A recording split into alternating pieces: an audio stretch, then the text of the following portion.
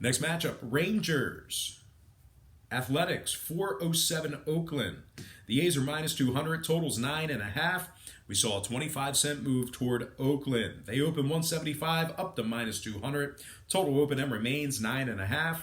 Texas is plus 170 on the money line. Oakland minus a $1.10 on the run line. We have Pedro Payano for the Rangers, Mike Fiers for the Athletics. Fiers is 9-3 with a 3.57 ERA and a 1.13 WHIP. The Athletics are 59-47 overall for the year. That's going to put them at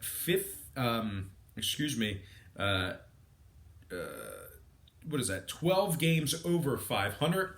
They're also tied for locking up that second wild card spot. So if the season ended today, they're in that second wild card spot right now. They are also 7-2 in their last 9 at home. The Rangers on the other side, winners in just 22 out of 53 on the road, struggling when traveling. They've also dropped 10 out of their last 13 ball games at any location. The Rangers ranked dead last in striking out on average per game. They strike out more than everybody on average per game in Major League Baseball.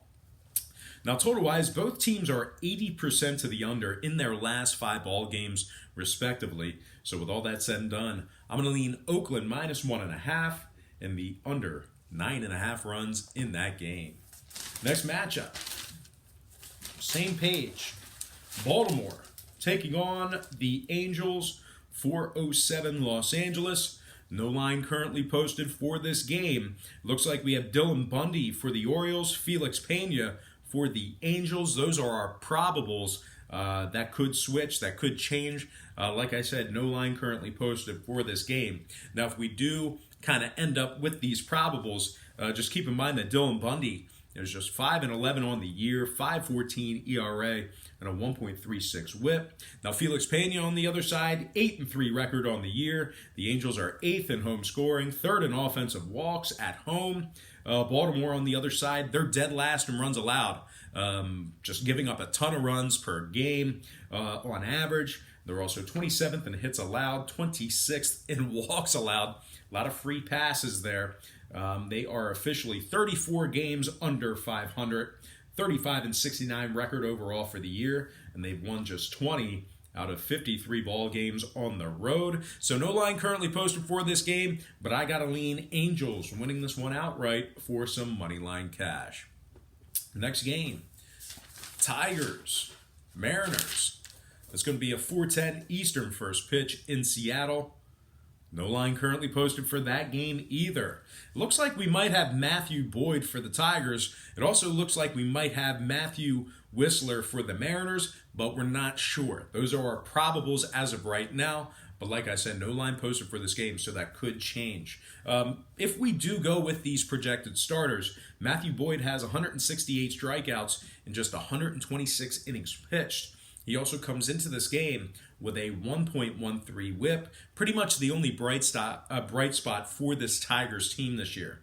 Now, Seattle on the other side, if they decide to go up with Matthew Whistler, just keep in mind he's 2-2 on the year, 5.63 ERA, and a 1.53 WHIP.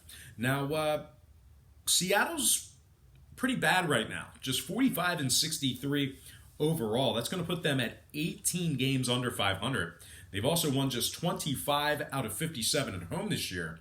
The Mariners ranked 27th in striking out on average per game. They're also 29th in runs allowed on average per game, which puts them second to last in Major League Baseball in that category there. So although we have no line, I typically don't do this. I like to lean toward a team, but I got some faith in Boyd here, and I don't have faith in his squad. So I'm going to lean Matthew Boyd, picking up the W for the Tigers in this matchup here. All right, second to last game.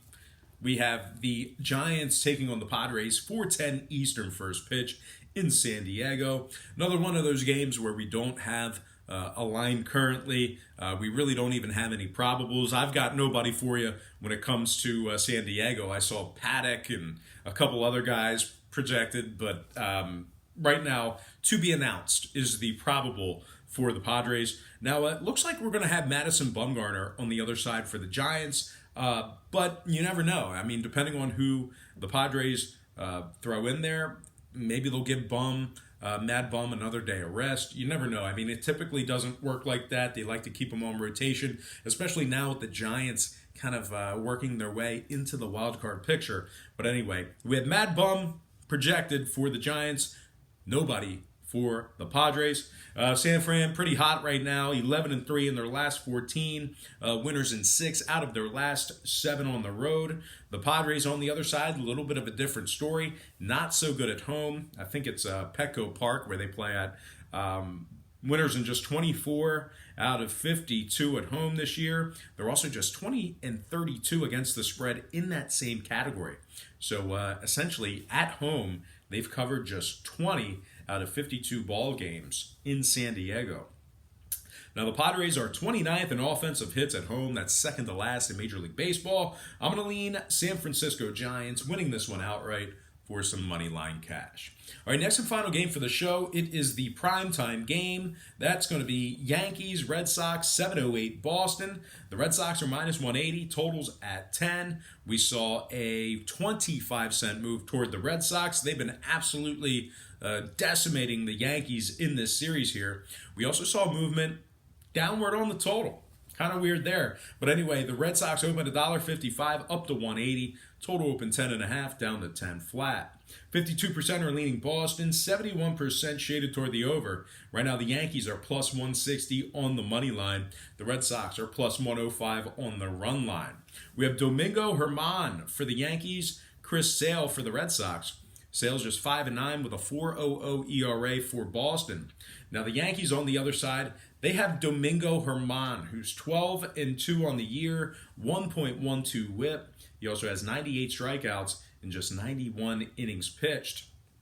Now, the Yankees rank first in road scoring, second in road hits. They are 66-38 overall for the year. That's going to put them at 28 games over 500. They're also 13-3 straight up when Germán throws out the first pitch. One more thing to add about the Yankees, they're winning 67% of their ball games played at the current market price. So that's that'll put you up a couple units if you were betting them in these types of spots. And it rarely happens as good as they've been. Now, the Red Sox, winners in just 8 out of 21 ball games where Sale made the start. They're also 4-6 taking on the Yankees this year, even though they've got themselves a couple of wins here in the past couple of days. Now, Boston has won just 20 out of 42 taking on teams over 540. So really struggling against those top-tier teams this year. And one more thing about the Red Sox, they rank 29th in walks allowed at home on average per game. So that's going to put them second to last in Major League Baseball in that category there. Now, total-wise, Boston's 5-1 to the over in their last 6. The Yankees are 8-0 to the over in their last 8. So with all that said and done, I'm going to lean toward the road dog in this one. Give it the Yankees plus 1.5 and the over 10 runs in that game. All right, guys, that is going to do it for me. Once again, don't forget to check me out on patreon.com/BrockPage. Once again, we went 2-1 yesterday. We are 6-2 in our last 8 plays on that site. And we're also 8-1 in our last 9 daily double plays. Link for that website is in the description section below. That is the link. Just click on that and it'll take you right to the site. Once again, guys, I told you at the beginning of the show, look out for the Brock Page troll accounts. If you see them, they're very disparaging. Just block them, report them. Let's clean this stuff up and get these guys out of here because they're incredibly damaging to the Brock Page brand because it's so easy to replicate somebody else on YouTube. So a lot of, guys who know me, they know it's not me, but there's other people out there that don't know it's not me. They think it's me saying very disparaging things. So go ahead and report that if you see fake Brock Page accounts in other people's comments section. I greatly appreciate that. That's going to help preserve my channel right here on YouTube. All right, guys.